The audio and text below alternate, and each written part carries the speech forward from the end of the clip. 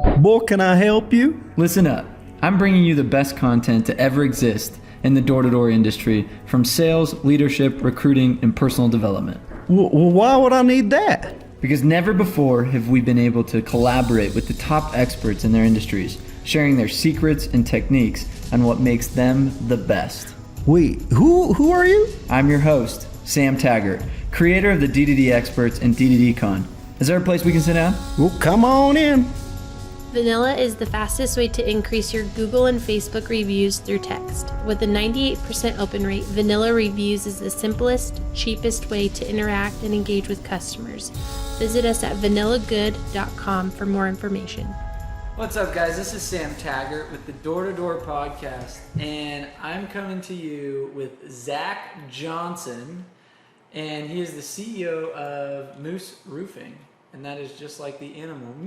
Make your moose sound. Moose sound. You know, it's like that deep. It's that rumble. So when they do their team meetings, I'm assuming you're gonna go.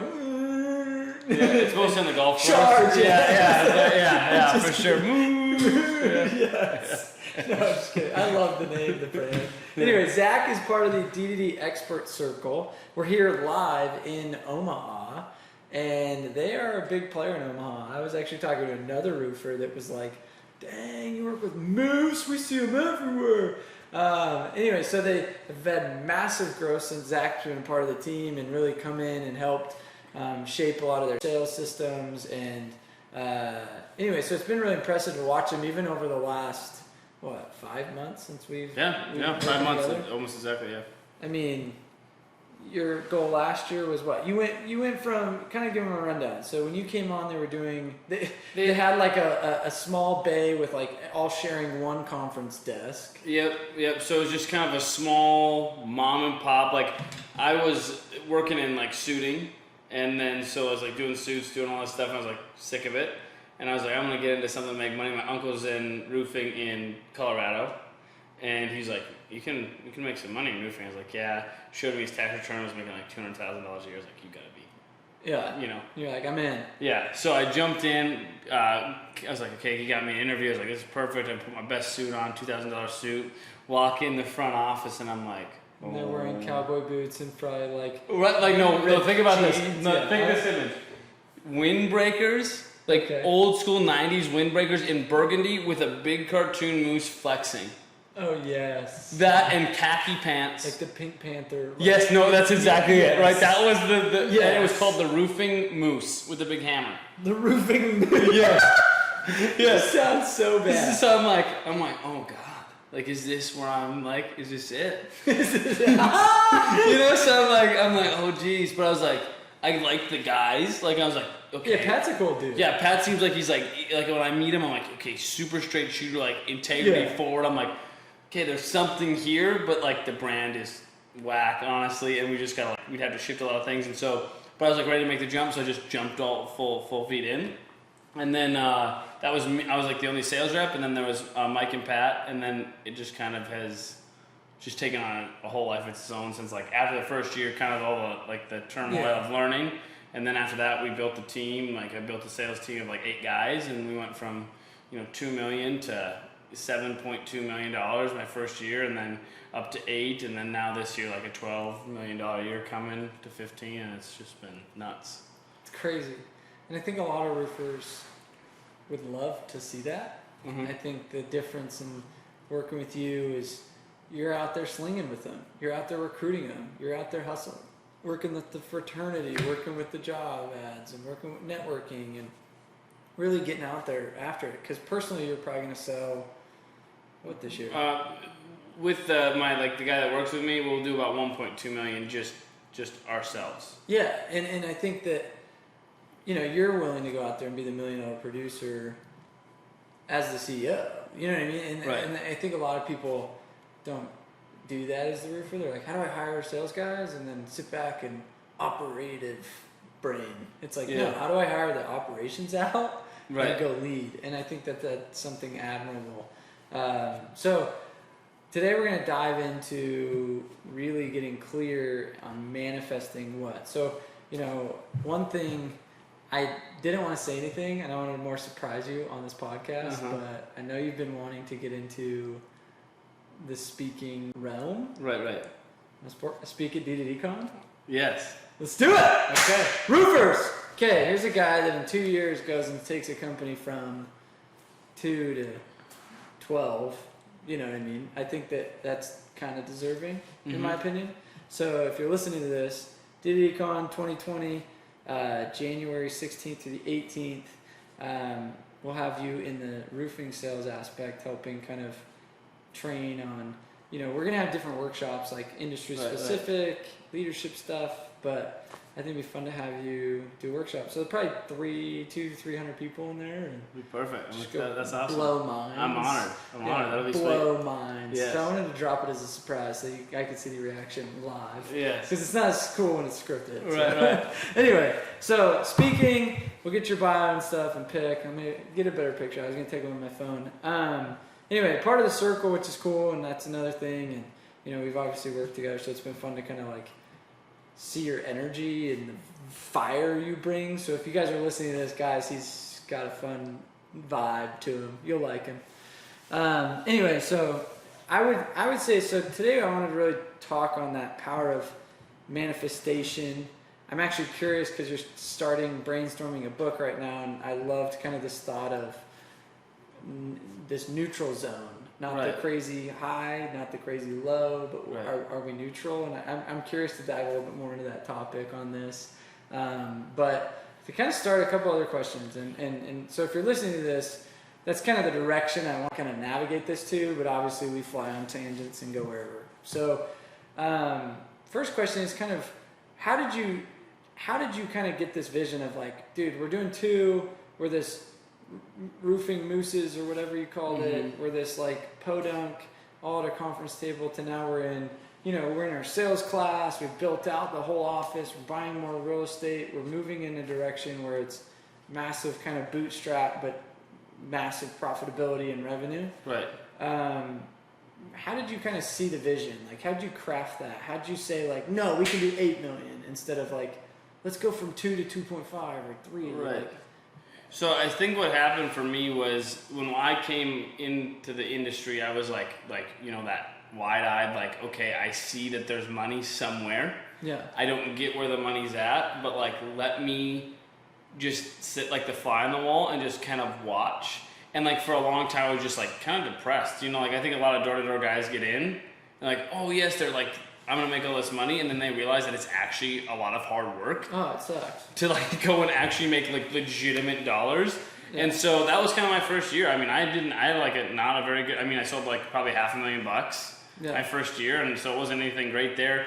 And we went to Win the Storm in Vegas? No, it was in Miami. Okay. And so we go there, and like we walk in, and I'm talking to Pat, and I was just like, man, I don't know, like what are we gonna do?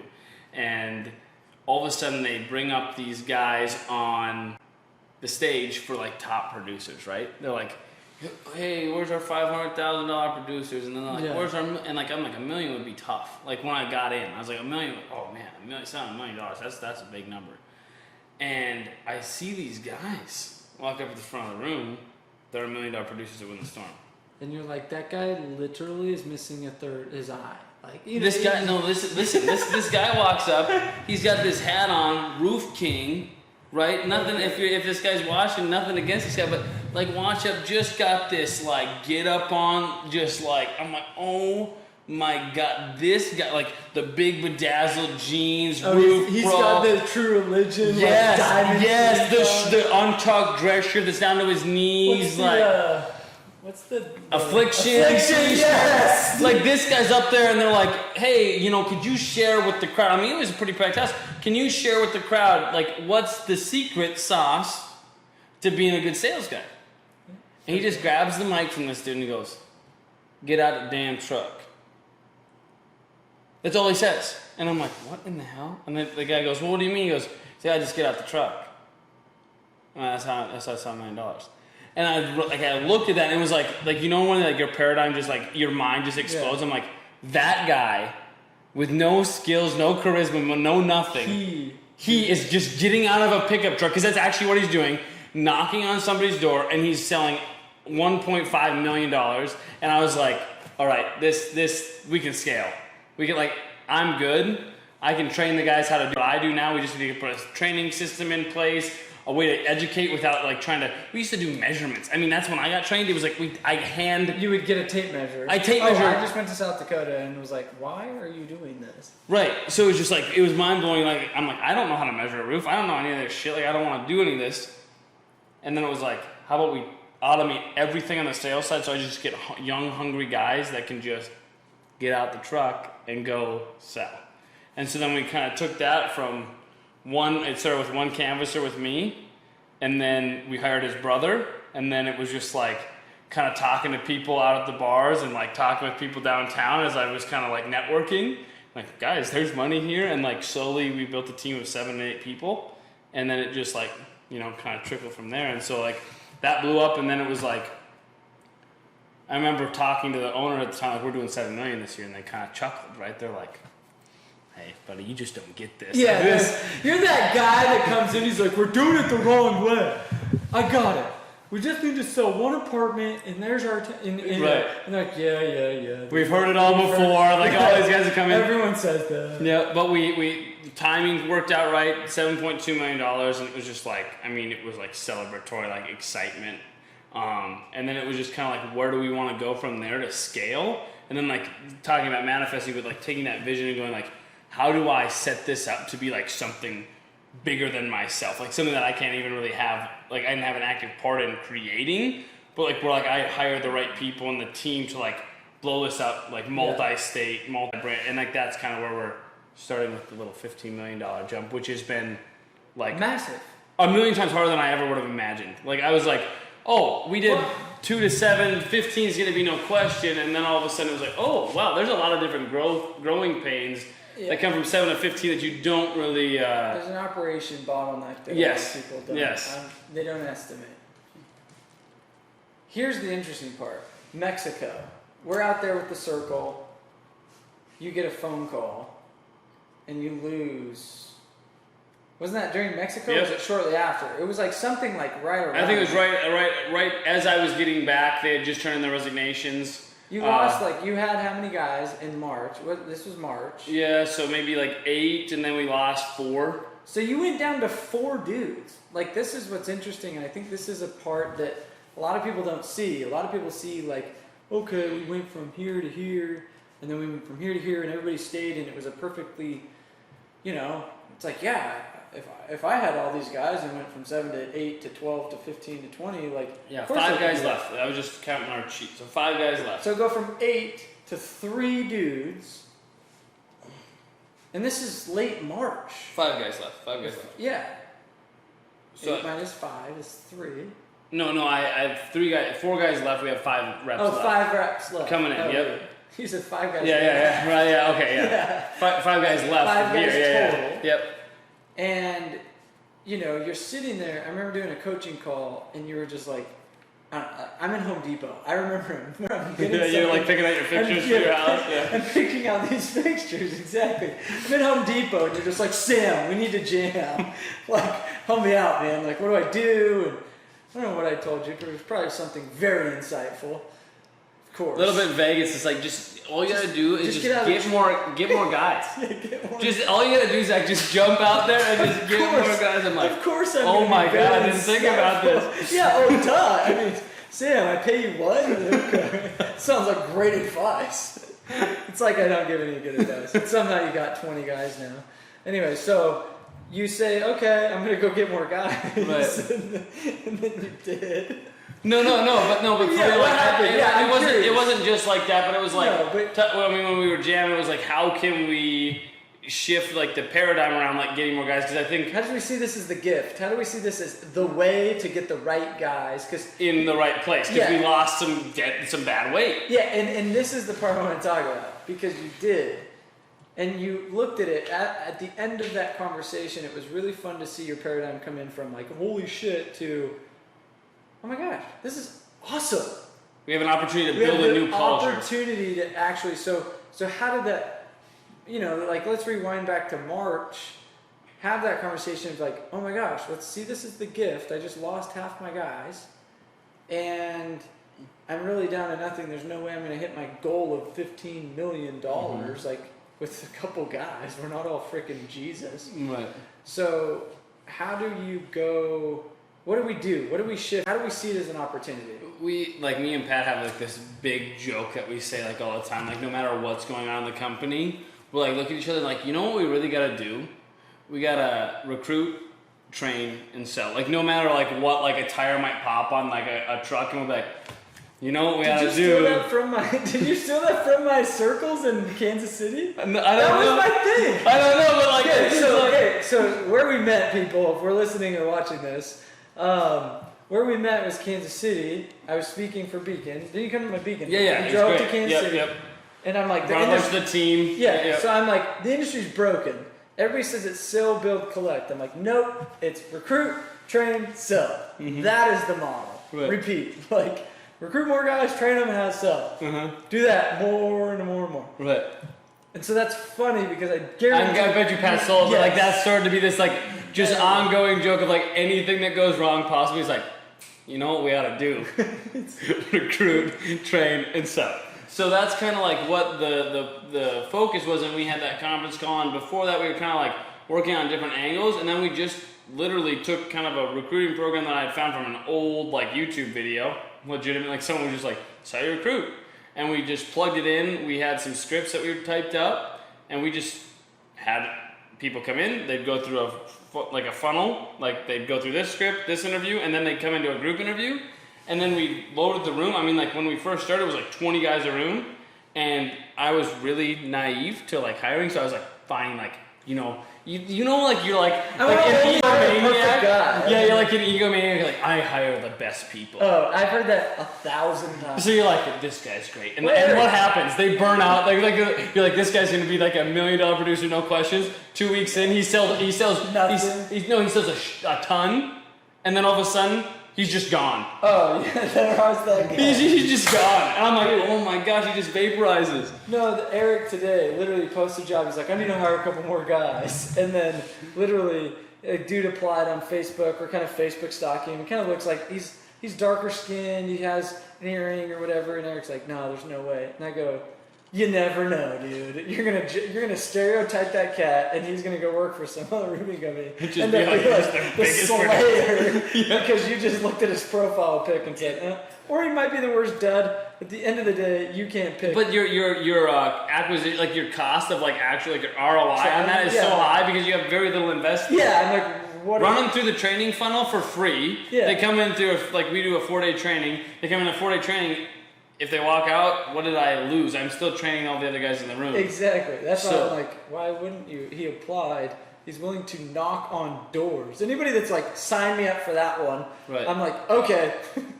And you will naturally quit or suck, or you'll be phenomenal. Right. I don't know. Yep. We'll see what your grip factor is. It's all grit. Yeah. And the biggest thing for me, like, so anyone like that, I'm not great at recruiting, but the thing that I realized is like maximizing my time with recruiting. So like everyone goes like group interviews, that's not the way to interview and hire, right? And I'm like, I can put, because this is what would happen to me when I try to hire and build a team. I'd schedule 10 interviews for the day. My whole day shot, like it's 10 interviews. That was 4 an hour. show up.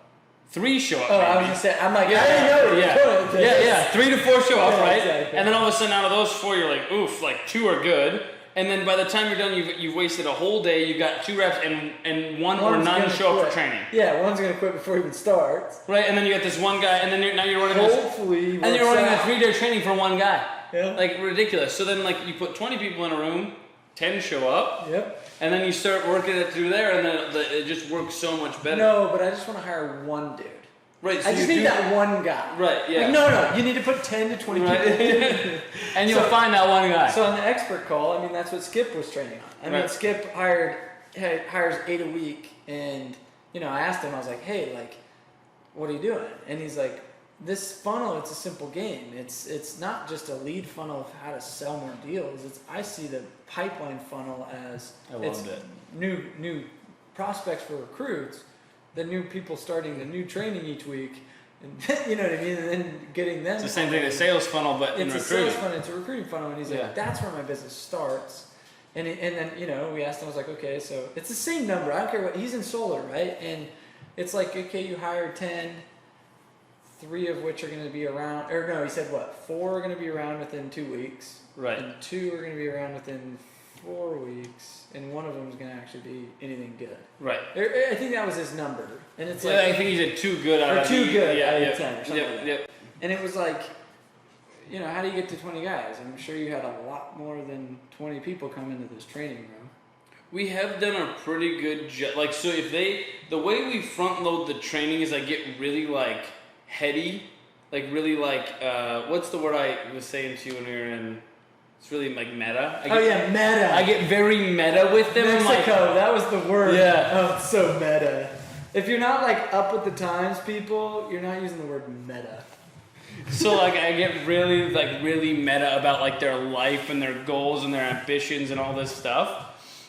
And I'm like just getting like as deep as I possibly can, just break down like the paradigm. Like where the hell am I? Like, you know, like they walk in here, like run down kind of shop, you know, doing all this stuff, and then like they're sitting in this training room, I'm just like going about like life goals and like how they view their family members and all this stuff, and like how we're gonna set this into this like life's goal to sell roofing, right? It's like very strange.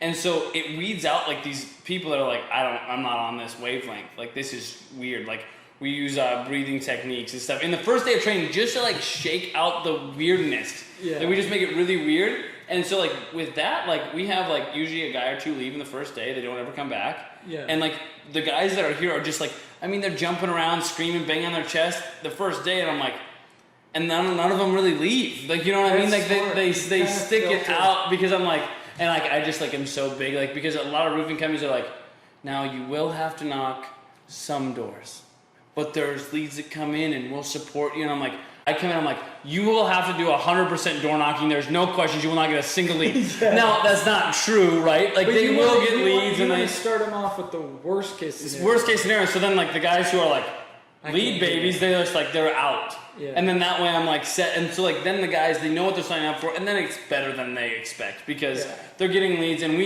our lead delegation works is you knock the door, you get the lead that comes in.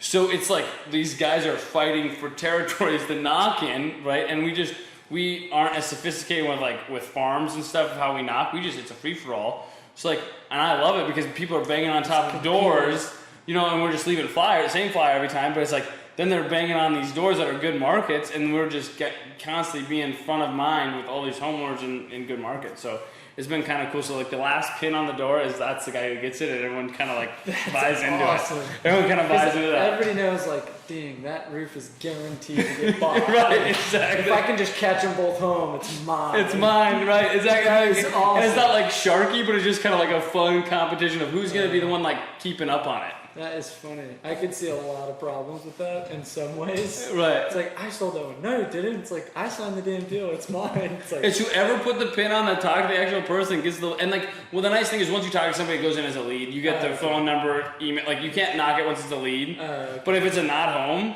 then like whoever the last pin, so like, you might have knocked it 5 times. If someone comes in behind you and knocks it like the next day, and they catch them, and they're the ones that caught them, they get that deal. And so it's kind of like fun because, and it's not like it's like super Sharky, but then they all kind of have territories they work. So it's kind of keeping a fresh mind like on everything now. So it's kind of fun. I love that. So now you're in a few months have been able to be proactive about building this kind of army of hustlers, of a culture that is like, let's go, versus kind of, you know, weeding out these deadbeats, right, these maggots that just suck the life out of us. They want, you know what, I feel like people get so entitled to commissions, and it's like you need to keep the same margin to like grow a business, right? Like our goal is not to just, I think so many times like 1 year reps, they get started and they're like, where's my extra 3-4%? I'm like, that's not how this works. Like just sell more. Yeah. I'm not cutting your pay, just sell more. Yeah. And you'll make more money. And I think so many people want to work less and make more, and that's just not how this industry is. Not how it works. Get out of the truck. Goes back to that guy's advice. Mm-hmm. So then, kind of shifting gears a little bit, you know, you want to get into, you know, you've consulted a few guys, and, you know, you like the aspect of kind of impacting, giving back. You know, you're a young entrepreneur, and you see the value in creating a difference in other people's businesses. But you have this concept of this, I'm in neutral.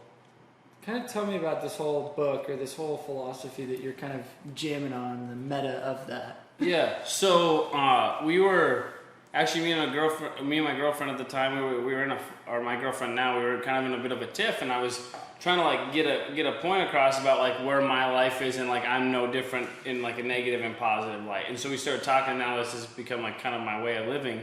Is there's kind of a zone, like a half circle, right? And there's like a needle that bounces back, from empty to full, like imagine like a gas tank. And so on the full side might be your positive, and on your empty side might be your negative, right? But my realization was that the positive extreme and the negative extreme were the same exact thing. So like if I was like celebrating like the biggest win ever and just like jacked up, like woo, like banging on my chest, like pumped up, jacked up, I was like burning out all this energy. And it was just as bad as being negative, because then like the second I lost that high of being like the best, I would snap back and be like in this like downtrodden like I'm not gonna, like where's that extra positive vibe coming? Like I didn't sell a $30,000 deal today, I just handled my paperwork. Yeah. And then like you kind of like and my goal with the whole neutral zone is like, if we don't focus so much on like yeah, it's like I got that deal, that was awesome. It's just part of the process for me to get to my $2 million in sales as my goal. Yes. Let me kind of come to center and be neutral about the whole thing and be like, that was sweet. Like $30,000 sales, let me get that on the spreadsheet. What's my next step in my life to like get to my goal and like be happy with where I'm at presently in the neutral. Love that. And like the same thing as you go, like we've all been at it with door to door, you knock the doors. And like you're like, I am not gonna leave the day without getting a deal. We've all been there, and then you leave the day without getting the deal. Like we've all been on that date. Like it's the worst. I've never bageled. I'm just kidding. You're like, what? No, I definitely. No, and like, but like when you have a really strong will, you're like, there's no way I'm not doing it. And like that couple times that happens, you're like, it's dark, it's pitch black, and you're like, it's 10:30. Do I dare? Like the lights are on. Like should I do it? And like you hit that, and you're like, I didn't ever get the deal, and like that negativity. It's like, don't let that be like, man, what am I going to do for my next week now? I didn't get a single deal today. It's just like, hey man, I did everything I could, and let me bring that to neutral and say, hey, tomorrow I'll just knock them again, and I'll get back to this neutral, this presence. I think presence gets overused nowadays. It's like this really hot word. I feel like everyone's like, oh, let's find this presence. Let's be one, and it's like, just be neutral and like not too hyped and excited about everything because we all know that person, but not be mopey and negative. Let's just find it to just be like right in the middle and just appreciate both sides. I love the term the is line. So there's just live on the is line. There's what is. And it's like so many people live on the what could be, what is to come, what has happened. They play on this. It's like, great, we sold a deal. Now the deal has been sold. Now what is I'm now in the streets again, knocking my next one. You know what I mean? So what is that was already happened.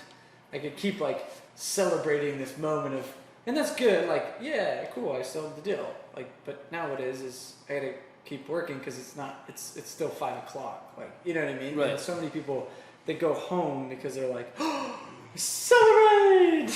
You're gonna go home now, one and done. And I'm like, what? Like, yeah, you will always suck. You will always be average. Below average at best. You're never really growing then, and that's kind of the point of like this whole neutral zone. It's like if you stay you're growing constantly. Yes. Because you're not overhyping or beating yourself up. I think that's a problem that a lot of like super positive individuals have. Oh, I think we both suffer from that. It's weird. My wife's very on the opposite. I don't want to say negative, but yes, negative. Like just pessimistic about things. Yeah. And I always looked at it because my family, if you go to a family party, I am the most boring out of my entire family. Like, you go to a family get-together, and it's like Sam's the quiet one. Isn't that crazy? Isn't that weird? Like, people know me, and obviously I have a damn podcast and a freaking events, and I speak, and I'm fun, right? Uh-huh. But in my family, I'm the quiet one. And it's interesting because my wife, when she married me, she was like, I think there's something with your family where there's like this obsession with positivity to a fault. Right. And she's like, it's almost annoying because she always relates it to the cartoon Inside Out. Have you ever seen Inside Out? Right, There's that just joy, just boom. And she's the effing blue person. Right. At the end, the climax, it's kind of like the kid just needed some like empathy and some of the other balance side of it. Yep. Where it's interesting talking about this neutral. It's like, well, it's not necessarily that you want to be this empathy, but it's knowing when to turn that on, knowing when to turn the joy on, but also just saying, those are things I turn on.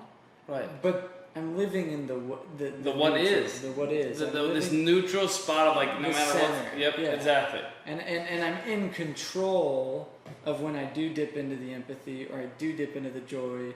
It's through a controlled mechanism. Yeah, don't let it take over, right? Yeah, it's not controlling me. Correct. I'm controlling it. I'm controlling it. And then I can experience life so much more purely. Like I'm experiencing life. Yes. And then instead of life happens to me when I don't control that joy. Yes. Right, but when I control the joy, then I'm enjoying the life through it. Yeah, because I think, like, how many times do you have a sales rep and he sells 3 in a day or 5 in a day or closes a $50,000 deal and he's like, oh, I just got lucky. And you're just like, well, stop saying that. It's, you know, you just were living you were out of the truck, you were doing what you're supposed to do.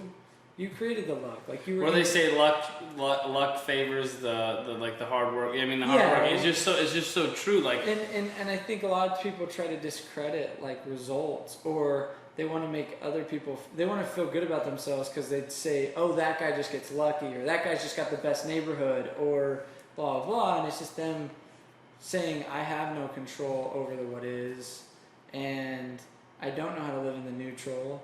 I'm just celebrating or not so celebrating. I'm in the negative." And I think that's something that a lot of sales guys deal with. I mean, it's this emotional sales roller coaster. I think you and me both deal with it. I mean, like, it's just like, it's the extremes of the excitement. You know, you close a huge deal. Dude, you get a huge sponsor or something for you. It's so funny. Yesterday, I closed 38 grand in business. The day before that, I closed 54. Mm-hmm.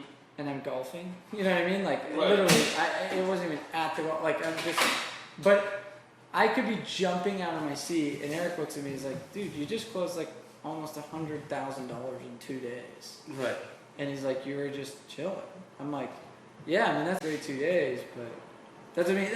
Like that should just be. That's just right. what it is. Like, but it feels like that, like we were talking before this, like, and like just about like how you kind of like, you have found this grounded, like, yeah, it's just like, I'm building a true business. It's a business. It should do revenue. Right. Like, you closed $100,000 in roofs in a day, haven't you?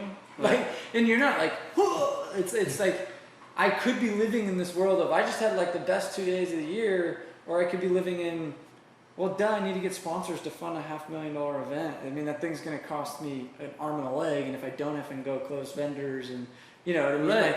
Like yeah, just that's part expected. of that. That's just what it is. Yep. Like, I will be closing more of these because I'm going to have 10 primary sponsors, and you know what I mean? Like, that's just what it is. And I think that's the thing that too, when we either we're living in that extreme positive, we actually don't produce. Like, you think like when you're on like a really good positive high, like, oh, I'd be producing massively. It's as big of a distraction as saying I haven't sold anything, because you will literally live on that high for like a week and not do anything. Like, like, out of reality. It's so true, isn't it? Like, you'll notice you're starting to eat steak and lobster. You see these reps do this. Even your cat, like, you freaking made 42 grand in a couple months, and it's like, I'm buying a boat, and you're like, the boat? You're buying a boat? You made $42,000. Like, you're not like a millionaire, dude. Right? Like, just chill out for a second. And like, he's this will disappeared for a come. month. If he's listening to this, shame on you, you turd. Like, you are literally a toad turd. If you listen to this right now, what's his name? Jake, I'm calling you out because, and if you are a Jake and a toad turd that literally goes and makes his 42 grand and goes and buys a boat, and what else did he buy? Some jet skis. Jet skis, $20,000. I need a boat and jet skis. Newsflash for you, Jake. I don't have to own a boat. I have a share on a houseboat, and I only have had it for 2 years. I could afford a boat, but I don't go buy a boat because it's just not the right choice. Like, it's just, you know, a newsflash for you, man. And if you're listening to this, you're like, but I want that boat. I love it. And I want that. And I'm like, no, you're just an idiot with your money, and you're going to be in 5 years wishing you had listened to this damn podcast, and you're going to be like, damn it, I shouldn't have bought the boat. So I'm just saying that applies to a lot of people. Can I just be completely frank on this? So it's kind of ironic. So they buy these jet skis, right? What happens? They're broken jet skis. They crashed them into each other the first week they owned them. So it was kind of like, Well, BOAT stands for bust out another 1,000. I mean, that's it. isn't that? I was like, see, you're not meant to ride them. Karma is telling you bad purchase. Oh, that is hilarious. Now they have 2 broken jet skis on trailers and no money to fix. Can I get a loan? How many times have you had that, though? That's what's so funny is it's like in this business, we see it over and over and over again. Eric was telling me his contractor is driving this massive Tundra, has a Hummer. We know things about Hummers. Even if the Hummer fails credit, we just know that. So he's like, the sad part is they're effing calling me in November when I'm not doing many jobs, and they're like, oh, I need an advance for next year, and you're just like, you're an idiot. Like, or you get, like we always joke, it's like, oh, I guess I'm getting jet skis half off in December. Yeah. It's like, it's so thanks true. for buying me my jet skis when it's credit. Like, I mean, it's so true. Yeah, it's like you're gonna literally, loan me. I'm gonna start repoing based on advances the stuff you're buying at 50%. That's called the banks, people. They're doing it to you because you're an idiot and you're not living in the neutral. So, if you're listening to this, hopefully this was like hitting home because I would say 90% of salespeople, and that is a true statistic. I've been Harvard Business D2D study. It's conducted by my associate. Just kidding. It's like Did you see my eyes? Like, is this a picture? No, completely just made that up. But I would say just, I know a lot of salespeople, and I'm calling you out. You know what I mean? Like, that's what's funny is offline, I'm like sitting there going, you're not being smart with your money. Not that you're buying stupid stuff. You're just too scared. I'm just not using my money to make money. Yeah, and there's so many people that are so afraid. You're like, oh, I just got 40 G's in stacks on stacks chilling in my house. I'm like, I know where No, I don't. And the address is 172 Cherry Street. His garage code is. Just kidding. But seriously, though, I mean, it's just like, well, dude, at 40% and a 5% increase over the next 5 years, Right? Yeah, it's real money. It's real money. Yeah, it's like just be smart, Anyway, so we're super tangenty, and I told you I would be, but no. So the goal in life, guys, is to don't buy a bow. I'm just kidding. I was trying to come up with something super important. It is kind of true though. It's like I think the thing is like if you would have lived in the neutral on like a purchase like a boat, most of the time you'd be like, that's not probably the best choice right now. Like in like the excitement, that's like totally what I want to do. But if you just like take a minute and say like, if I centered this to like neutral, like I didn't have any emotion tied to this purchase, is that the right purchase? Yes. And most of the time, if you come back with a neutral before you make any decision, you're kind of like your core values and your spirit will lead you the right way. Yeah. And it'll lead you to that vision. And that's what we were talking about earlier about like going from 7 to 15 and how like the vision makes sense, but then there's all these steps and all these pieces and how all this has to come together. It's like, stop living in this negative or positive. Like when you walked in, I was a little bit down today, right? And like all of a sudden I was back up and I was like, wait. Am I in the neutral? Am I in the neutral? Yeah, you just got to get right to here because then it'll give me the path to where I know I need to go. Like it's innately in every entrepreneur, every leader to like know what the right steps are. We just don't get to neutral so we find them. You can feel it. You know when you make the right call. Nugget. Fetch. I just want to almost end on that. Guys, if you're listening to this, you are idiots if you don't just apply what you did. So, hate me for it, but we just made some sharp call outs. Jake, I hope I get to meet you one day, because what a toad. I say the word turd because I literally filmed a toad pooping. Did you see that video?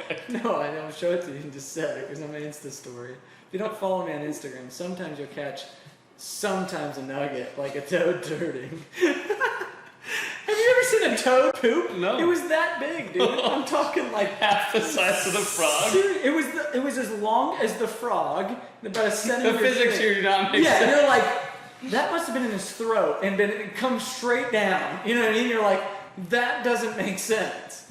So, nugget for the day.